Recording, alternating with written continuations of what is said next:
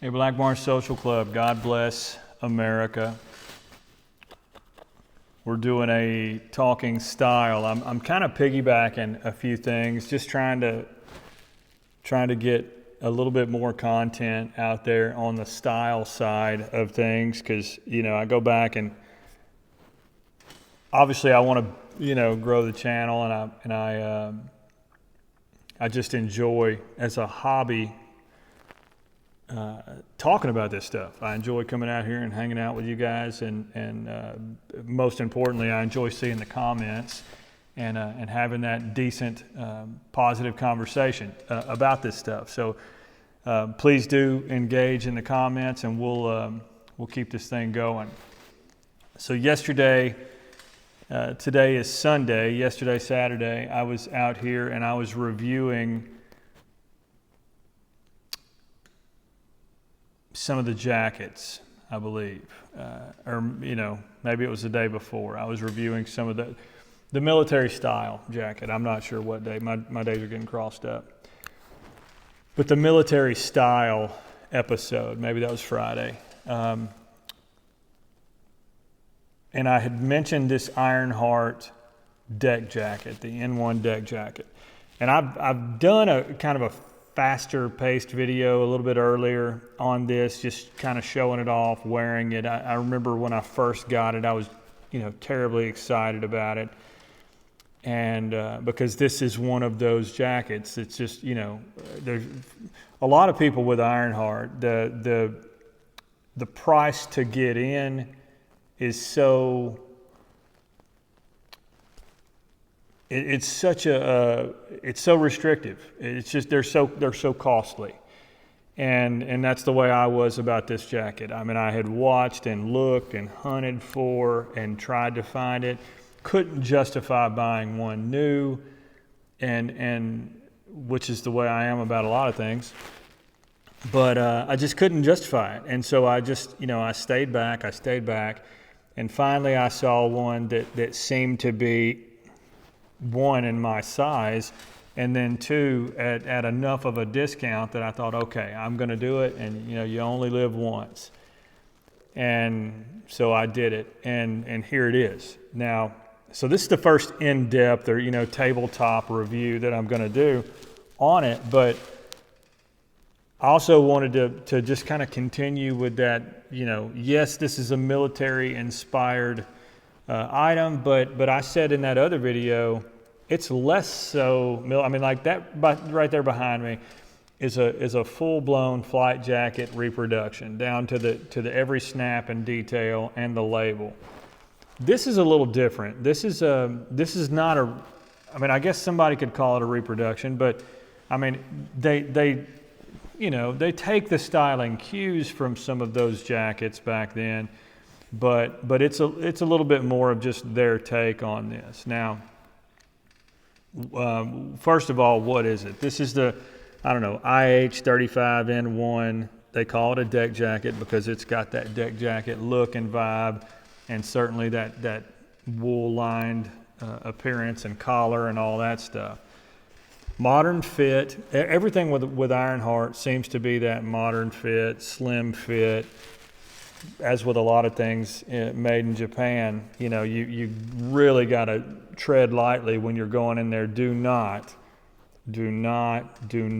order your typical American size in anything Ironheart. You better be studying their size guides.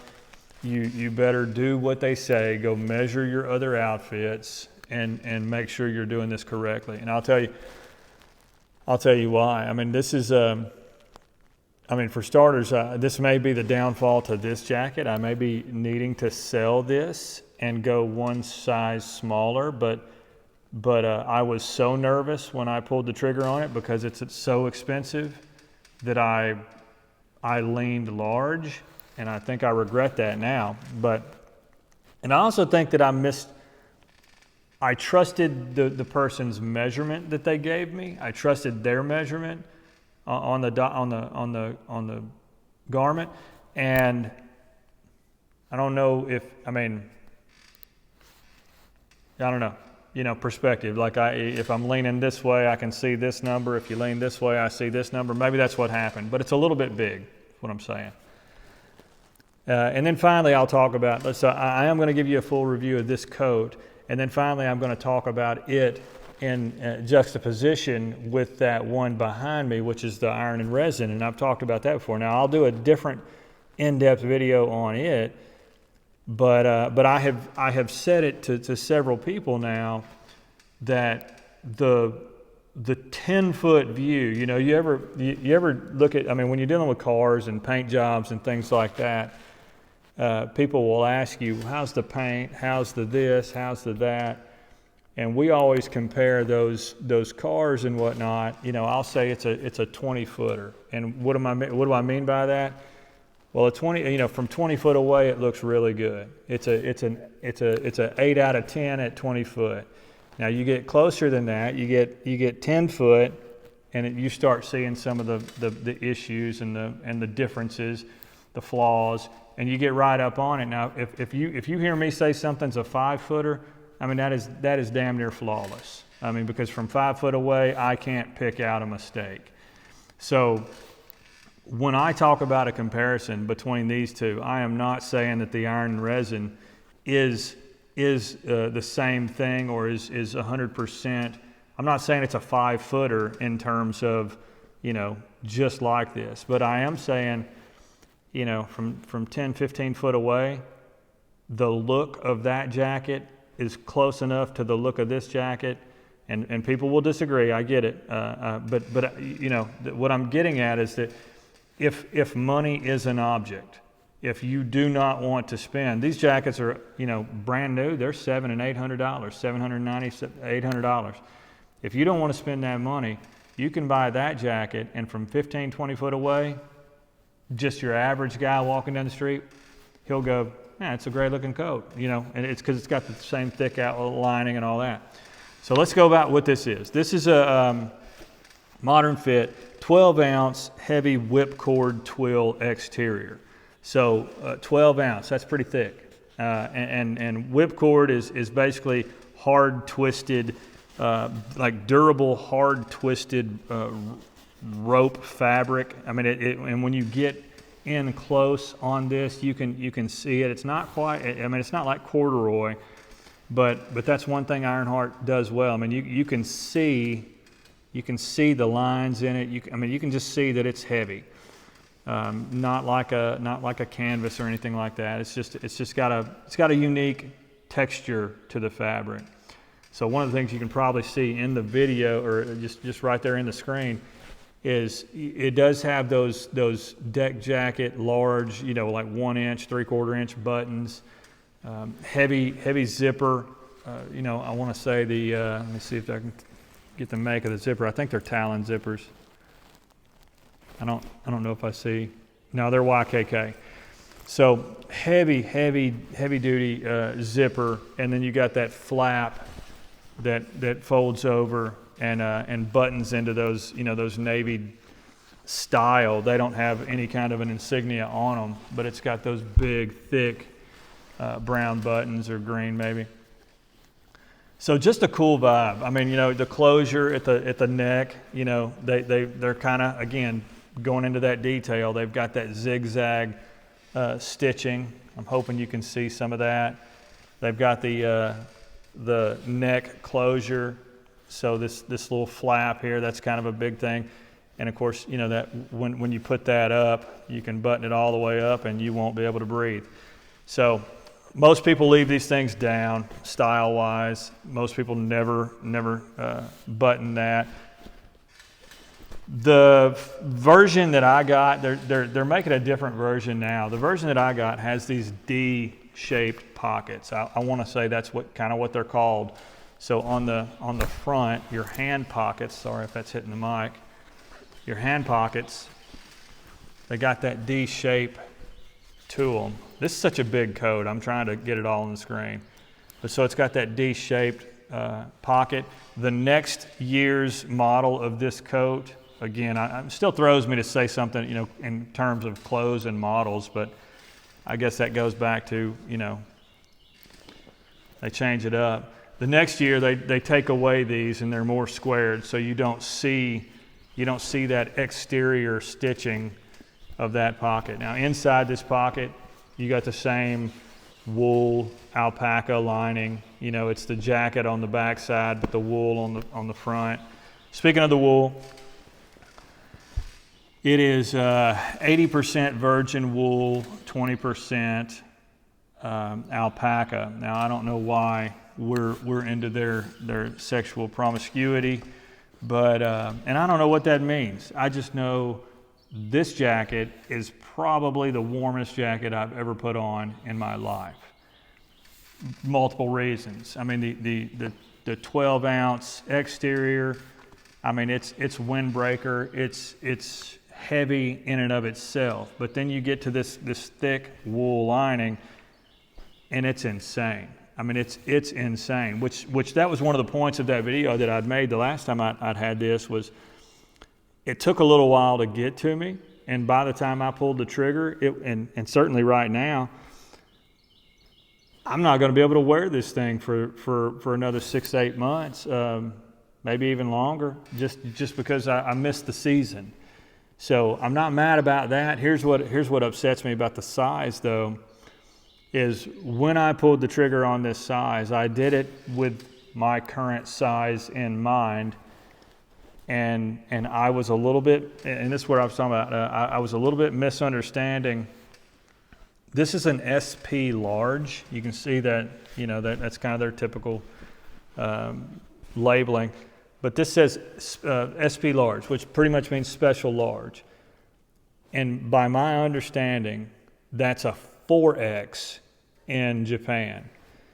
And I'll put it on, and their SP large, their 4X, whatever you want to call it, it fits like a 2X here in America. It fits like a 2X, maybe even smaller, because the measurement that I got from the seller before was 25 inches pit to pit. So in a lot of cases, that's an extra large. So that's where I'm going with when you're buying these, folks. When you're buying this, especially something that's expensive, you better make darn certain that you got that nailed down, because there's nothing more disheartening than dropping, you know, $600 or you know, whatever on a coat that you have been eyeballing for that much time, and then you trust the measurements of it, only to find out that no, it's a little bit too big. I'm going to put it on in a minute. And, you know, the issue with these videos, tabletop, is I'm just not set up to do I may try to figure out a way to show you what it looks like on, but when I stand up, I get out of range. Quilted lined sleeves. They call these right here inset sleeves. So what you're basically seeing is you got this heavy duty cover all the way down, and like a lot of jackets, you know, then you get the cotton webbed, but in this case these are inset, and that just means that they're tucked in. So when you're out there doing anything, you've got full length sleeves. I do curl them up just because, again, it's a little bit big on me, and fortunately or unfortunately, depending on how you look at it, I'm still losing a little bit of weight, and I don't plan on stopping anytime soon. So I am going to probably have to see about selling this and getting a different size, and it may be, I don't know. We'll figure out what size I need to get next. But let me stand up and show you this. I mean, inside you got the typical military type. They always did the inside pocket here, and it's, it kind of goes in and then goes down a little bit. There's not a whole lot of frill and fancy hidden compartments. Nothing on the sleeves. I mean, you got a sleeve adjustment here on the side, so you can take that up by one button. There's nothing else in terms of, there's no waist stretch cord. There are, like a lot of jackets, there's a similar one button take up on that, which I've already done. So Now, okay, now that's an overview of this N-1 deck jacket. You know, the first, the D pocket style, first variation of this. Let me see if I can't show you. And again, I'll put it on in a minute. But one of the things that most people ask is, do you feel satisfied with the value you got? And answering that for an Ironheart is tough because, I mean, there's one thing that you can say about Ironheart is you can't open or hold up or look at an Ironheart garment without seeing that they overbuilt it. I mean, you just can't. But I could argue that I have, going back to this Iron and Resin behind me, Ironheart does not have the market cornered on overbuilding things. So when I opened up that one, when I got that out of the box, what stunned me was the weight. I mean, this is a heavy coat. I bet this coat weighs, 6-7 pounds. Maybe not that much. Maybe 5 pounds, 3 or 4, 5 pounds. But when you open both of them up, they both have the same weight. And I've always said this: weight somehow or another implies quality. Because if you're going for a warm coat, heavy is heavy. Now they are a little different. That's waxed canvas. This is that whipcord, and they do make oiled varieties and stuff like that. But you know, the market's not cornered on what makes a good jacket. So do you want to spend $700, $800 on a new good jacket? I mean, that's up to you, and that's tough to say because I don't want to put words in your mouth. But do I feel like I got a good deal? I wouldn't pay that. I wouldn't pay new money for this. I would just wait until something came along. That's probably inflammatory to some because, I mean, a lot of people have spent, that money. And there again, I've said this about a lot of boots and a lot of other things. If, your income may vary. And so to me, as a percentage or proportional to your income, is this worth it? There again, I don't know. Some people just refuse to admit this isn't the best piece out on the market. I'm going to be somewhere in the middle. I'm going to say if I get it for the right price, I'm tickled, and if I can, if I can't afford this, that's a hell of a backup, or that's a hell of a second. So let me stop yapping and put this on and see if you can't see what it looks like, or at least see if I can't squat down in it. And I may, like I said, I may hang on to this as a, I don't know, it feels big. I may hang on to it. These are supposed to be a lot more fitted, but again, you might look at this and go, man, that's a perfect fit. You guys tell me, but this is the gist of it. And there's the D pockets that I was talking about. But this is again, when you look at their website, this is a 4X. And just FYI, I'm 6'1" and I'm about 193 pounds. So, could I keep it? Probably. I mean, it would certainly let me wear thicker stuff underneath it. But I'm being honest. I mean, without living in the Arctic, I don't know why you would wear something thicker underneath this and then need this too. So I could probably go down to the 3X and it might fit me a little bit better. I might be able to squeeze my butt into a 2X and it would be that real fitted look that's era specific. So you guys tell me, is this the right way to wear this, style this, or fit this? I got to give it credit. It's a hell of a jacket. I love the big buttons. I love the styling of it. It's just such an expensive piece that I don't know. That's the only thing that gives me heartburn. It's like, do I feel like they have outpriced? They're selling the hell out of them, and they're usually sold out. So I don't think they've outpriced their market. I don't think that, I'm not mad at anybody for making all that they can make. it just, you know, again, I'm always trying to find that happy medium between value and grail, value and sought after, value and absolutely worth it. And this is pushing the limits. And I'll put that other coat on just for a quick second, just so you can see what I'm talking about. And I know, like I said, if you're an Ironheart fan, you're going to say, man, that's not the same caliber of jacket. I get it. But this is, I mean, equally as heavy. Now this one obviously fits me a little bit better just because I got it at a different place and my weight. But maybe you can see what I'm talking about. At 15, 20 foot, you know, it's got that look. So this one's a zipper with a snap over. So got the similar look. I think fit-wise, this is what I would want in a fit. So if I had that jacket in this fit, I'd probably not even say anything about it.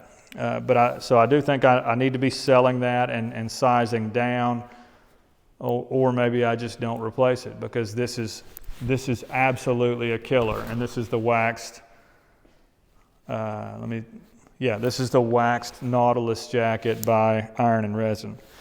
So that's all I got. You guys be blessed. I'll talk soon. I owed you guys that comparison video and some thoughts on that Ironheart deck jacket. See you guys.